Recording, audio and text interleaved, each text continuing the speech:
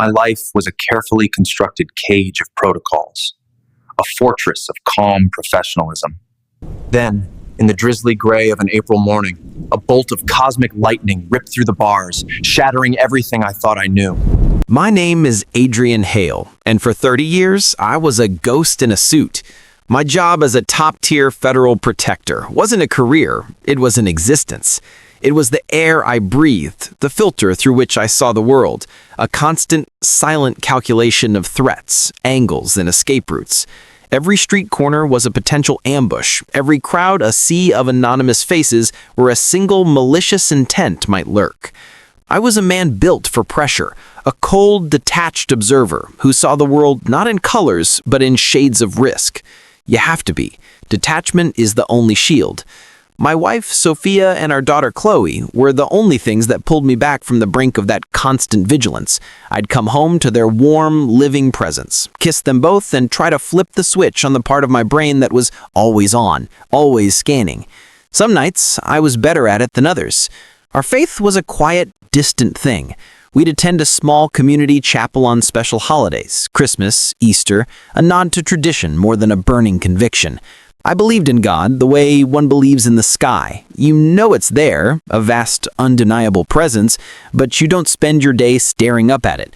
My prayers were practical, hurried pleas for safety. God, keep them safe. That was usually the extent of my spiritual life. For a man who lived and died by tangible threats, I had little use for the unseen. The morning of April 11th was no different from any other. A heavy, gray Tuesday, the kind of day where the very air of the city felt dense with unspoken history. We were on a routine protective detail, my senses on high alert as I swept the area. I remember the smell of wet asphalt and bus fumes, a gritty perfume that defined my world. And I remember seeing a little girl on the sidewalk, a small splash of defiant red beneath a crimson umbrella. For a split second, she wasn't a potential threat. She was a reminder of Chloe, who was 14 now. I heard her voice in my memory from that morning, a bright, clear sound calling from the hallway. "Bye, Dad. Love you." It was the last pure note I heard before my world went dark. There was no warning, no searing chest pain, no dizzying blur. One moment, I was Adrian Hale, standing on a corner, calculating a sightline to a rooftop. The next, there was a jolt, not of pain, but of a profound cosmic unplugging. Everything just stopped. And then I was floating. It's the only word I have for it. The world was still there, but I was no longer a part of it. I was above it, a silent witness looking down. I saw my own body, a crumpled, lifeless thing on the cold, damp ground. I watched my team, my brothers in arms, rush towards me, their faces a mask of professional panic. I saw their training kick in as they started CPR, their movements precise, urgent. I could hear their voices, but they were distant, as if from the end of a long, dark tunnel. Adrian, stay with us. We need a medic, now." The strangest part of all was the absence of fear. My entire existence had been a masterclass in managing adrenaline, in controlling the primal instinct of fear, but there was none. Only a quiet, profound peace, a gentle curiosity. I watched them work on my body, saw the ambulance arrive, its lights flashing silently against the gray brick of the buildings. Then I felt a pull. It wasn't a forceful yank, but a gentle, irresistible invitation. I turned from the scene below and simply let go. The gray, drizzly world of DC faded away, dissolving like a whisper into the mist. It wasn't a tunnel of light, not for me. It was like stepping through a sheer, invisible veil. One moment, I was in a world of muted colors and muffled echoes. The next, I was somewhere else. It was a place of pure being. There were no walls, no floors, no sky, just warmth. A light that was not bright or blinding, but a soft, living luminescence that seemed to be everywhere at once. It was a light you could feel, like a tender embrace, a silent, all-encompassing hug. And the silence was gone, replaced by a sound that wasn't music as we know it, but a pure, perfect chord of love vibrating through the very fabric of existence.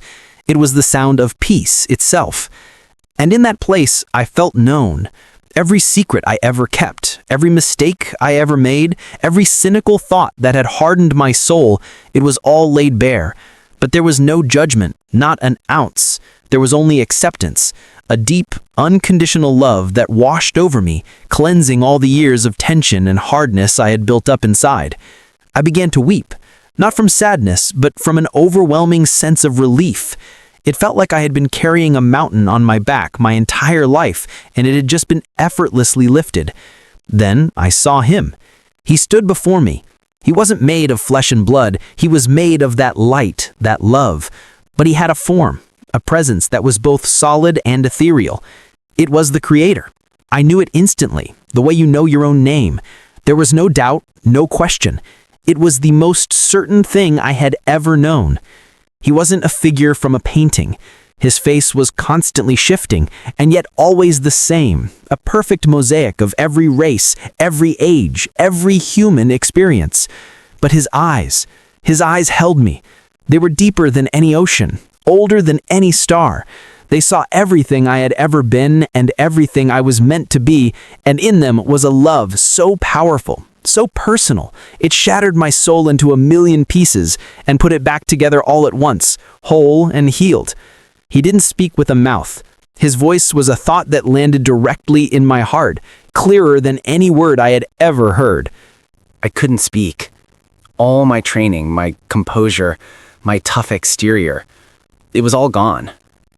I was just a child standing before his Creator, stripped bare of all the defenses I had spent my life building. "You have been a protector," he said, his voice a gentle warmth like that of a proud father. "You have stood in the way of danger for others. That is a good and noble thing." Tears streamed down my face. All those years I thought I was just doing a job, a sterile, tactical series of movements. But he saw it. He saw the heart behind it, the silent purpose. I managed to think back, my own voice a clumsy whisper in this perfect place. He smiled, and the light around him grew warmer. "I know." The space around us shifted. He showed me something, a vision, not like watching a movie, but like being inside a waking dream. He showed me my country, America, but I wasn't seeing a map. I was seeing its spirit. It was a vast landscape, beautiful and broken. Over it, dark, heavy clouds swirled, thick, angry things made of fear, division, hatred, and confusion. In some places, they were so thick they completely blotted out the light. I saw people below, walking around in this spiritual twilight, arguing, shouting, unable to see each other clearly because of the darkness between them. They were all afraid. "This is the battle you could not see," he said, his voice filled with a deep sorrow. "This is the real war. It is not fought with guns and laws, but in the hearts and minds of my people." I watched as these dark clouds would send down little sparks of anger, a venomous comment online, a distorted news story, a political argument, and people would catch them and throw them at each other. Each one was a small, dark transaction that made the clouds thicker, more menacing. It was sickening to watch. I had lived in that world. I had been a part of it, and I never even knew. "What is happening?" I asked. "Why is it so dark?" "The enemy of your soul seeks to divide what I have brought together," the Creator said. "He is pouring out lies like a flood, and many are drowning in them. He uses pride and politics as his sharpest weapons, turning brother against brother." Then he pointed. "Look closer." I looked, and through the swirling darkness, I saw tiny pinpricks of light begin to appear on the ground. They were small at first, like stars waking up in the night sky. One here, one there, then more and more.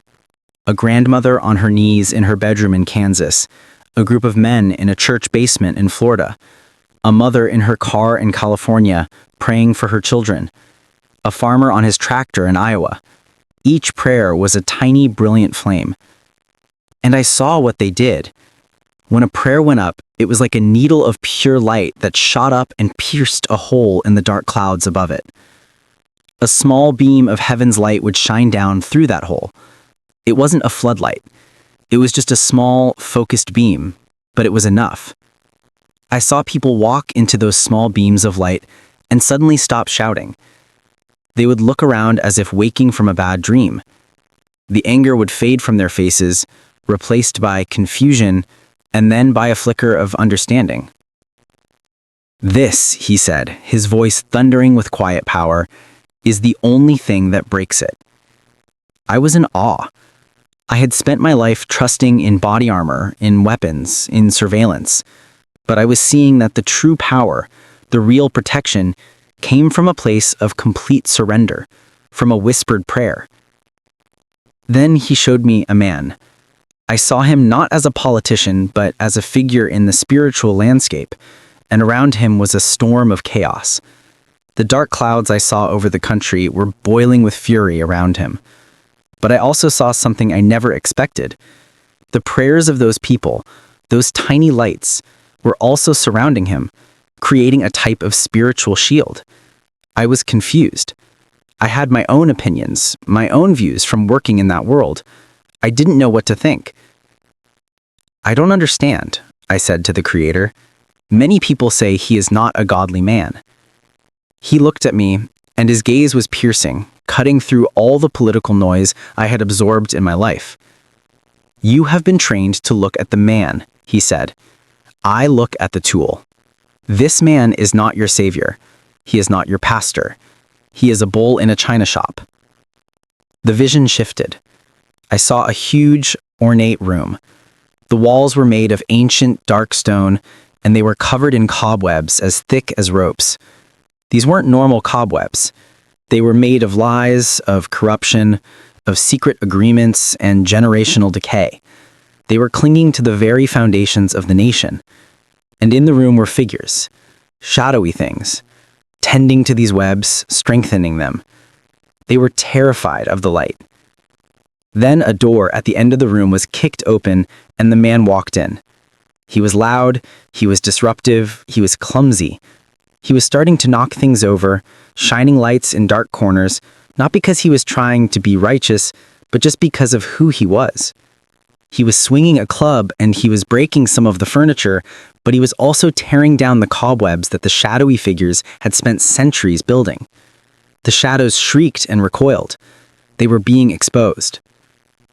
"For generations," the Creator explained, "the enemy has built strongholds in your nation, hidden in plain sight. They are walls of pride, of greed, of dark covenants. Many of my people have prayed for revival, for a breakthrough, but they expected it to come in a quiet, respectable way. They were waiting for a gentle rain. But I have sent a hurricane. This man's pride is a hook in the enemy's jaw. I am using the very thing that is his weakness to expose a greater darkness." He turned his eyes back to me. "I did not send him to be an example of godliness. I sent him to be a wrecking ball. He exposes the hearts of many, both his friends and his enemies. The hatred you see directed at him is not just about him. It is a rage against the light that is beginning to break through the cracks he is making in the walls." It all clicked. In that moment, I understood. It wasn't about the man. It was about the mission. God had chosen the most unlikely, most controversial tool imaginable to shake the foundations of a system that had become corrupt and dark, to wake people up. He wasn't endorsing the man's every action or word. He was using him like a key to unlock a door that had been sealed shut. "Your nation is at a crossroads," the Creator continued, the vision fading as his gaze settled on me once more. "The enemy's plan is to bring a spirit of civil war, to turn every heart to stone. But my plan is to bring a great awakening. But it will not come through your politics. It will come when my people stop fighting each other and start fighting the real enemy on their knees. The peace of this place, the profound love, the unbelievable clarity, it was everything I had ever wanted without even knowing I was looking for it. The world I had left behind with its noise and its anger and its gray, drizzly days seemed like a distant nightmare. Please, I begged him, please don't make me go back. I want to stay here with you. A deep sadness filled me. The thought of leaving this presence was an agony I cannot describe. It felt like dying a second time. The Creator looked at me with that overwhelming love. It was not a look of refusal, but of purpose. "Adrian, your mission is not over," he said gently. "You have spent your life protecting one man's body.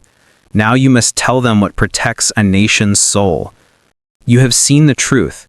You cannot keep it to yourself." "But I'm not anyone," I pleaded. "I'm just a federal agent. Who will listen to me?" "You have a story," he said. "That is all I require. Go and tell them what you have seen. Tell them to stop putting their faith in men, in parties, or in governments. Tell them to put their faith in me. Tell them to pray, not prayers of hate for their enemies, but prayers of breakthrough for their nation. Tell them the wrecking ball has made a crack in the wall. Now is the time for the light of my church to shine through it." He reached out and placed a hand on my shoulder. It wasn't a physical hand, but an impression of pure love and energy that went through my entire being. It was a commissioning, a blessing. "You have to go back now. It is not yet your time." I felt that gentle pull again, but this time it was in reverse. It was pulling me away from him, away from the light, away from home. "No," I whispered, "please." But I was already moving. The light began to fade. The sound of love grew distant. I was falling back into the gray, back into the noise. The last thing I heard was his voice echoing in my soul. "I am with you." The first thing I felt was fire, a blinding, searing fire in my chest. Then came the cold of the wet pavement soaking through my clothes. Then the noise, beeping, shouting, we have a pulse, get him on the gurney." My eyes flew open. The lights of the ambulance were blinding, strobing, painfully bright. A paramedic was leaning over me, his face a mixture of shock and relief. My body ached with a pain so deep it felt like it was in my bones. I tried to speak, but only a hoarse croak came out. And then I remembered. I remembered where I had just been. I remembered his face, the love, the peace, and I started to sob. It wasn't a quiet cry, it was a gut-wrenching, uncontrollable wail. The paramedics thought I was in pain or shock. They kept saying, "It's okay, sir, you're back with us. You had a massive cardiac arrest." But I wasn't crying because of the pain.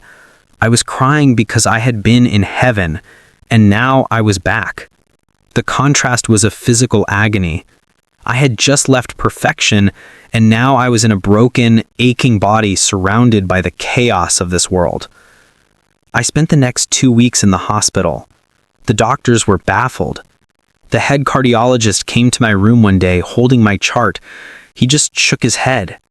"Mr. Hale, you were clinically dead for 22 minutes. We had to shock you 7 times. By all medical logic, you should either not be here or you should have significant permanent brain damage. But all your scans are clear. You're a miracle. We don't have a medical explanation for this." I knew the explanation. I just didn't know how to tell him. For the first few days, I didn't tell anyone. I just lay there replaying every second of what I had seen. The swirling dark clouds, the tiny lights of prayer, the vision of the Bolimic china shop. In my mind, I could still feel his eyes looking at me.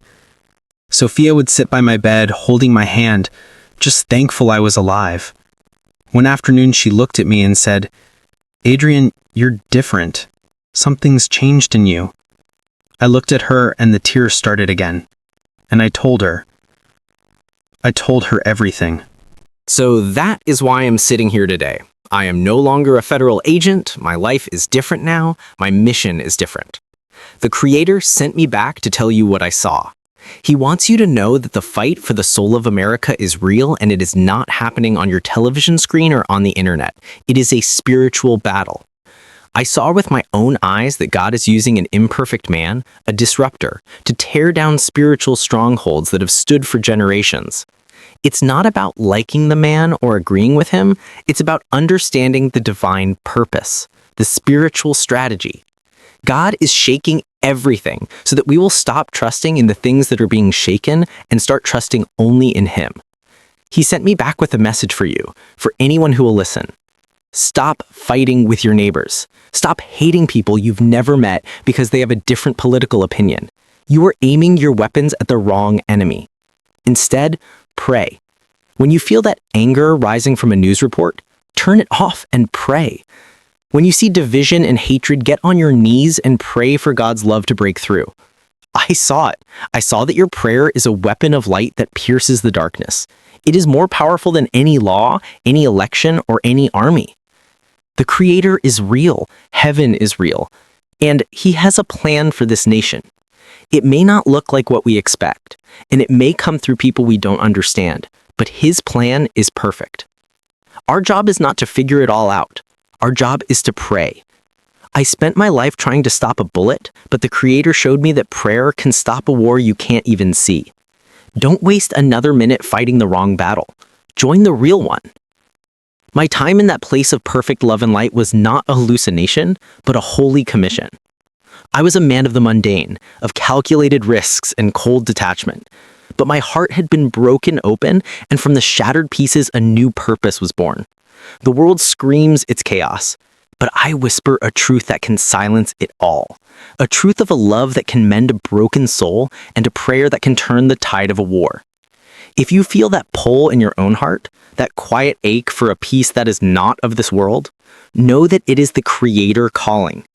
Join me in the true fight, the only one that matters. Subscribe to this channel, not just to watch stories, but to become a part of one. And let us together turn our nation's sorrow into a symphony of hope, one whispered prayer at a time.